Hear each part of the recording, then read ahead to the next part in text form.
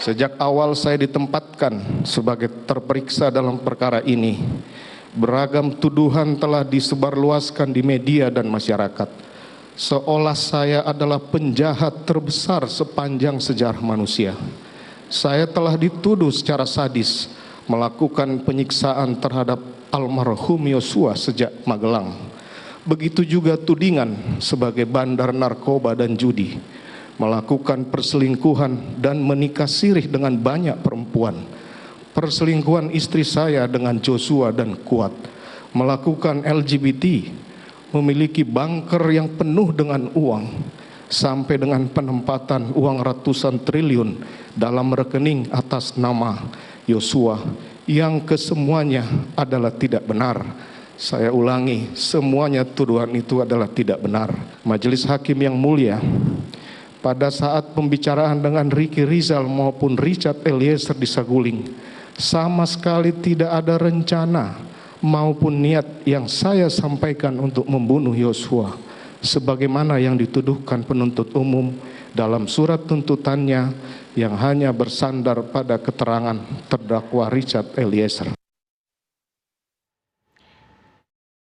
Supir di sebuah hotel di Manado untuk membantu orang tua saya, karena saya tahu untuk menjadi anggota Polri tidak mudah bagi saya, tetapi saya harus terus berusaha. Saya tumbuh di keluarga yang sangat sederhana, menjadikan saya ingin terus berusaha untuk membanggakan orang tua saya.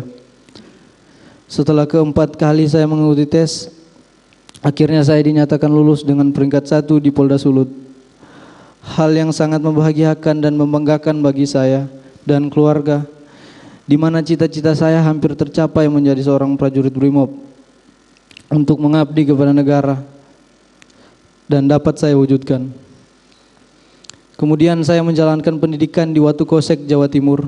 30 Juni 2019, saya meninggalkan kota kelahiran saya dari Manado ke Jawa Timur dengan membawa bekal sisa tabungan saya. Sebelum saya merantau ke Watu Kosek, saya ingat sebelum saya pergi ke bandara, saya berkata, "Mak, saya sudah mau mengikuti pendidikan." Mama saya dengan bangga sambil menangis memberi saya semangat dan doa. Saya pun menangis menjawab akan menjalankan pendidikan dengan baik agar papa mama bangga. Saat itu papa saya masih bekerja sebagai seorang supir dan mama saya seorang ibu rumah tangga yang menjalankan kegiatan sosial di gereja. Setelah menjalani pendidikan dan penempatan di Resimen 1 Pelopor, penugasan pertama saya Satgas Operasi Tinombala Poso selama 7 bulan, dari Maret sampai Oktober 2020, sebagai seorang navigator. Kemudian penugasan berikutnya di Manokwari, Papua Barat, menjadi tim pengamanan Pilkada Desember 2020. Kemudian penugasan evakuasi Sriwijaya Air pada Januari 2021. Dan saya bertugas di Cikias, Jawa Barat di Resimen 1 Pelopor Januari. Menarik ya, dalam pledoi yang dibacakan oleh Eliezer hari ini menulis dengan tangan pemirsa, atau pledoi ditulis dengan tulisan tangan sendiri dari Eliezer. Tadi sebelumnya Anda juga sudah mendengar ya bagaimana pledoi dari Verdi Sambo yang mengatakan bahwa seakan-akan saya adalah penjahat yang terbesar sepanjang sejarah. Nah, saya sekarang minta Pak Wahyu untuk menganalisis dari pledoinya Sambo dengan judul pembelaan sia-sia, bahkan menganalogikan seakan-akan saya penjahat terbesar sepanjang sejarah. Kita tarik benang merah dengan pledoi Putri, apa yang bisa Bapak analisis? Ya, kalau kembali ke masalah perlokutif atau kesan yang muncul dari pendengar atau pembaca, dalam hal ini saya ya, Mbak Caca. Mbak Caca dengar suara saya? Dengar Pak, silakan Pak. Oke. Nah itu kembali lagi kita bicara bahwa memang baik Sambo maupun Ibu Putri itu sedang memainkan kesan di hati pembaca. Bisa nanti menjadi haru biru pembacanya, bisa menjadi marah mungkin, bisa menjadi tersinggung, tergantung lah apa yang dimiliki oleh pembaca terhadap kedua hal itu. Nah tadi pertanyaannya, itu kan kemudian kita bisa melihat bahwa keduanya dari judul saja agak bermakna sastrawi ya. Kita tahu bentuk-bentuk sastra itu kan untuk mengharu biru juga kan. Kita bicara mengenai sinetron, judul-judul sinetron juga seperti itu gitu. Jadi memang Mbak Caca, Ya.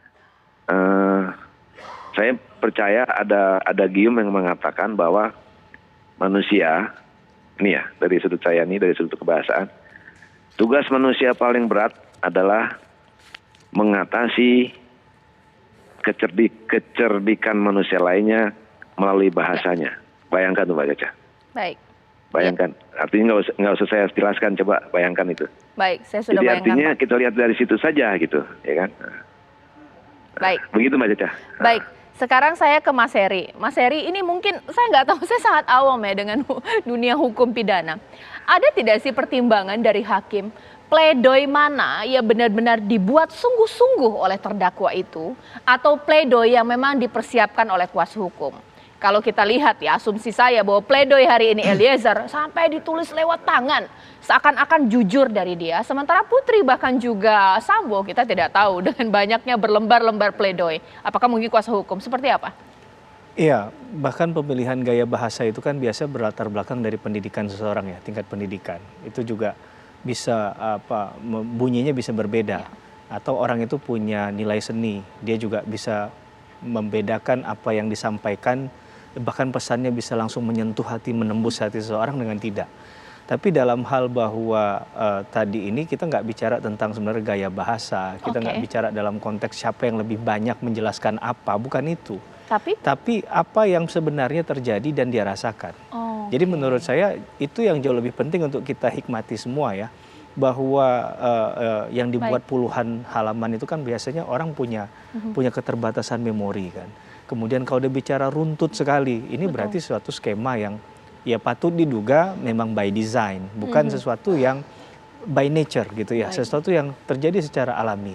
Nah kalau kita lihat pembelaannya Pak Sambo dengan temanya adalah pembelaan yang sia-sia begitu ya. Saya nggak tahu apakah ini sia-sia ini karena sudah hopeless dari tim kuasa hukum menyampaikan demikian ke Pak Sambo sehingga itu yang jadi inspirasi beliau menulis. Tapi kalau dikatakan hopeless, ini kok ada korelasinya dengan tidak berusaha meyakinkan diri sendiri untuk lepas dari jeratan hukum, tapi malah bola panas terkait dengan kesalahan itu dilempar mentah-mentah selalu ke Eliezer. Jadi menurut saya ini juga ada korelasi yang menarik dari pemilihan kata yang tanpa disadari secara alam bawah sadar itu kemudian ditampilkan di pledoinya. Bahkan kalau menurut saya kalau memang ini benar-benar adalah perasaan dari yang bersangkutan, tidak ada salahnya berdiri. Betul. Tidak hanya duduk begitu ya. Tunduk tuh malah kadang orang melihat bahwa ada ketenangan di sana. Tapi kalau ada hal yang memang bertentangan dengan hati nuraninya, hal ini adalah berkaitan dengan masa depannya dan ini ada upaya terakhir dia untuk melakukan pembelaan di ruang persidangan yang dibuka dan terbuka untuk umum. Tentunya menurut saya effortnya harusnya lebih luar biasa. Dan itu harusnya juga bisa dibisikkan oleh kuasa hukumnya. Saya nggak tahu apakah kuasa hukumnya memahami sampai sejauh itu atau tidak. Oke, terima kasih Mas Heri, terima kasih Pak Wahyu. Nanti sesaat lagi pemirsa kita akan melihat bagaimana effort atau usaha dari Eliezer untuk meyakinkan hakim dalam pledoi atau nota pembelaan dibacakan malam hari ini. Terima kasih Bapak-Bapak, sesaat lagi di Apa Kabar Indonesia Malam pemirsa.